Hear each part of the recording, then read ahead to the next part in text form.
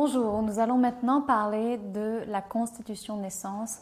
Qu'est-ce qu'une constitution de naissance, autrement appelée Prakriti ou profil ayurvédique? Quelle est son utilité? Pourquoi est-ce que nous l'utilisons en Ayurveda? Et après, vous verrez dans d'autres vidéos quelles sont les différentes constitutions, comment les repérer et les analyser. Alors, la constitution de naissance, qu'est-ce que c'est? La constitution de naissance est propre à chaque individu. Il s'agit de l'ensemble de ses caractéristiques physiques, physiologiques et psychologiques qui lui sont innées. Votre constitution de naissance se forme au moment de votre conception et devra rester telle qu'elle toute votre vie si vous souhaitez rester en bonne santé. Elle est donc immuable et vous ne devez pas chercher à faire en sorte qu'elle soit à 33, 33, 33, c'est-à-dire 33% Vata, 33% Pitta et 33% Kapha. Vous serez totalement déséquilibré si ce n'est pas votre constitution de base. Votre Prakriti se crée au moment où les gamètes de votre mère et de votre père se rencontrent et également lorsque l'âme, votre âme, va s'incarner dans cet amas physique. Ensuite, donc c'est à ce moment qu'on pourrait dire le moment T, où ce triptyque est présent, que votre constitution de naissance se crée et devra rester fixe tout au long de votre vie. Également, votre constitution de naissance pourra être légèrement modifiée pendant les 9 mois de grossesse de votre maman, suivant son hygiène de vie et suivant donc son alimentation. Alors, pourquoi est-ce qu'on a mis en place ce système de constitution de naissance pour comprendre l'individu en Ayurveda? Nous avons trois grands intérêts à cela, trois grandes catégories d'intérêts pour comprendre la constitution de naissance et l'utiliser en Ayurveda. Vous avez tout d'abord le volet pour soigner les déséquilibres. Cela nous permet d'anticiper à l'avance la réaction d'un individu à un traitement. Cela nous permet de savoir vers quel profil il faut rééquilibrer l'individu. Si aujourd'hui vous avez une maladie, qu'elle soit physique ou psychologique, ça veut dire que vous êtes en dehors de votre constitution de naissance, en plus, c'est-à-dire en dosha excessif ou en dosha insuffisant. Donc nous, il est important de savoir quand on vous rééquilibre vers quelle constitution de naissance on vous rééquilibre. Parce que même équilibré, vous garderez certaines caractéristiques qui peuvent paraître négatifs, mais après à vous de travailler sur votre nature. Donc parce que Prakriti signifie également nature, la nature de quelque chose ou de quelqu'un. Cela va nous permettre également de anticiper la récurrence et la sensibilité à certaines maladies. Suivant les constitutions de naissance, vous aurez un terrain favorable à un certain nombre de pathologies. Plus encore, s'il y a des traces dans votre histoire familiale, donc dans votre famille, il va falloir anticiper cela. Savoir quel traitement également adopter, si il s'agit plutôt d'un traitement où on va évacuer l'excès des doshas. Par exemple, si vous êtes en Pitta dominant et que vous avez un déséquilibre en Pitta, on va plus facilement choisir le traitement Shodhana, d'évacuer l'excès de Pitta parce que vous en produisez beaucoup et vous aurez tendance à toujours produire un excès de Pitta. Par contre, si vous avez un excès de Pitta et que votre constitution est, mettons, Vata, on va plutôt choisir un traitement Shamana, c'est-à-dire équilibrant, juste à base de plantes sans évacuer l'excès de dosha Pitta, car votre corps va pouvoir beaucoup plus facilement se rééquilibrer. Et puis, ça nous permet d'adopter une prise en charge adaptée au profil de la personne. Les psychologies sont différentes suivant les profils et la manière dont on va traiter la personne, du coup, doit s'adapter à cette psychologie, aux points forts de cette psychologie, mais surtout anticiper les points faibles qui peuvent faire que le traitement fonctionne moins bien. Donc ça, c'est pour les premières raisons qui font que la constitution de naissance est très intéressante pour soigner en Ayurveda. Donc là, c'est donc lorsqu'il y a de la maladie. Ensuite, comme j'ai pu vous le dire dans différentes vidéos antérieures, l'objet de l'Ayurveda n'est pas forcément de soigner la maladie, même si elle s'est énormément développée sur le soin de pathologie. Son objet est avant tout de prévenir le déséquilibre et de garder l'individu en équilibre et de lui permettre de fonctionner à 100% de son potentiel pour qu'il puisse réaliser son chemin de vie. Donc la constitution de naissance va vous permettre à un autre niveau de vous connaître vous-même, d'adapter votre mode de vie, d'adapter votre alimentation et de vous accepter. Vous avez de base des réflexes qui vous viennent de vos gènes. Que vous le vouliez ou non, ces réflexes sont là. Si vous ne les acceptez pas, vous ne pourrez pas les transformer. Donc si vous voyez que vous avez une tendance par exemple à la colère, acceptez, vous avez une tendance à la colère. Cela vous prendra un certain temps de travailler dessus puisque c'est contre vos gènes quelque part que vous travaillez. Vous devez modifier vos gènes, surtout si toute votre famille a ce tempérament-là. Mais le premier lieu de la constitution de naissance, c'est de réussir à s'accepter avec vos qualités et vos faiblesses.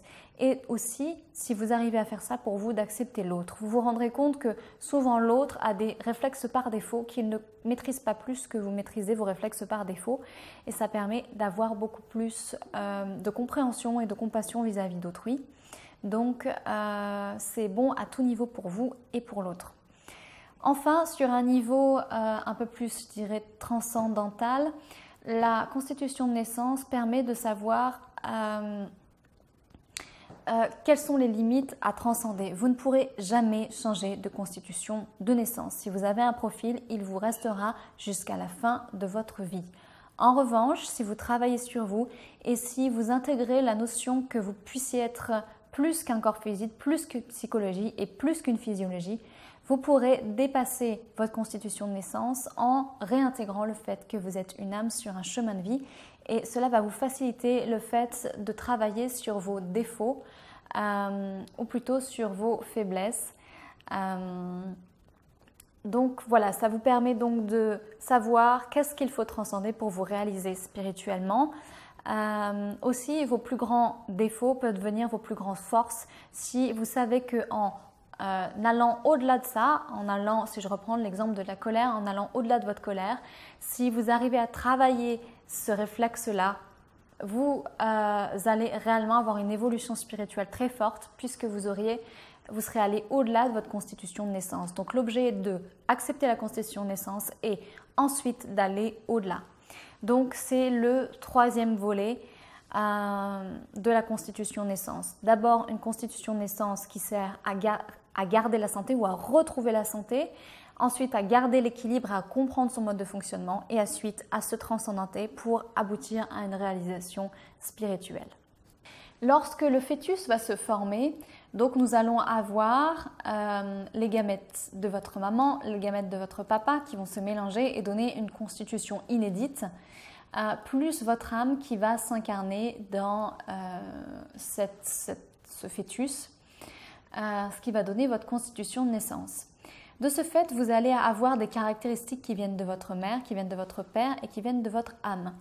Et en Ayurveda, on sépare bien les trois, ce qui permet aussi de savoir, suivant les faiblesses ou les forces de vos parents, de quoi vous risquez d'hériter et aussi de savoir quel type d'expérience spirituelle vous êtes venu vivre. Donc, je vais d'abord vous énumérer les facteurs dérivés de votre maman. Vous avez hérité, selon l'Ayurveda, de votre mère votre peau, votre sang, votre chair, votre nombril, votre cœur, vos poumons, votre foie, votre rate, vos reins, votre vessie, votre rectum, votre estomac, votre partie basse du côlon qu'on appelle Pakvachaya, votre anus, vos petits intestins, la partie haute du côlon, le mésentère et l'omentum. Donc globalement, les facteurs dérivés de la mère, c'est ce qui va remplir votre corps, c'est surtout tous vos viscères en général.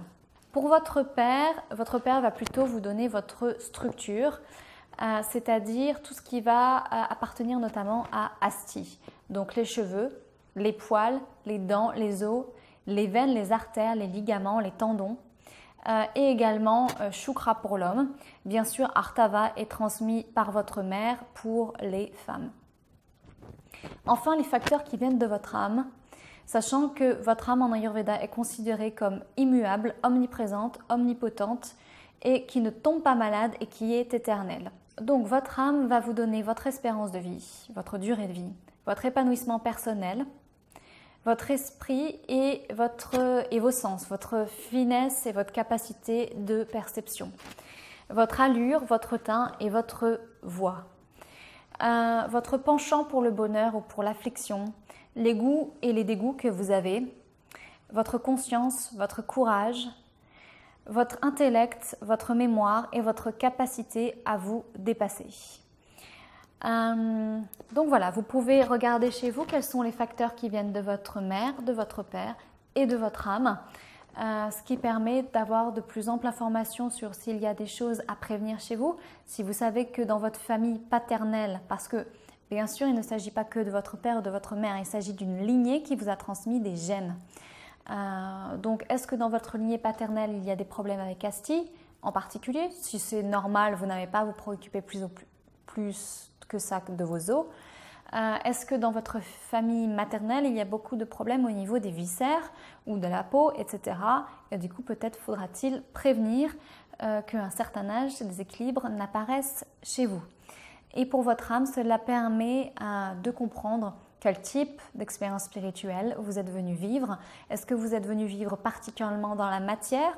Et à ce compte-là, votre développement spirituel n'a pas lieu en tant que conscience de se développer davantage, vous développerez dans la matière, ou est-ce que vous avez une expérience qui est intermédiaire, c'est-à-dire d'avoir conscience que vous êtes plus qu'un corps physique et que peut-être vous pouvez vous développer en tant que personne, ou peut-être que vous avez une expérience spirituelle qui est totale, c'est-à-dire venir à un aboutissement de compréhension que vous êtes bien au-delà d'un corps physique, d'une psychologie et d'une physiologie. Chacun de ces chemins est totalement juste pour chacun des personnes qui le prendra. Et il n'y a pas d'expérience absolue, même l'expérience d'une réalisation spirituelle est relative puisqu'il s'agit seulement d'une de vos multiples vies. Donc voilà pour les intérêts de la constitution de naissance et également les facteurs qui la composent. Vous avez un support de cours à apprendre, des questions auxquelles répondre et il vous faut valider ce module. Je vous dis à très bientôt.